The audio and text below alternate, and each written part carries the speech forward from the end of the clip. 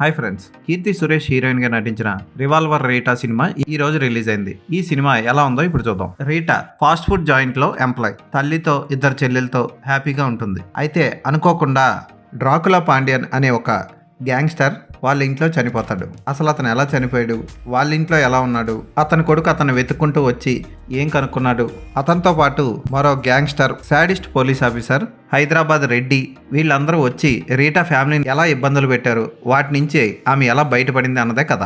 Revolver Rita మీరు కొలమావు కోకిల, అదే కొక్కో కోకిల అని నయనతార నటించిన సినిమాని చూసుంటే ఆ సినిమా పోలికలు మీకు ట్రైలర్ చూసినప్పుడే అర్థమైపోతాయి. ఆ టైప్లోనే కొంచెం వెరైటీ క్యారెక్టర్లతో, ఉదాహరణకి సునీల్ పోషించిన డ్రాకులా బాబీ పాత్ర, అలాంటి క్యారెక్టర్లతో ఈ సినిమాని దర్శకుడు నడిపిద్దాం అనుకున్నాడు. అయితే అక్కడక్కడ వెరైటీగా అనిపించే సీన్లతో, పర్వాలేదనిపించే రచనతో ఆకట్టుకుంటాడు దర్శకుడు.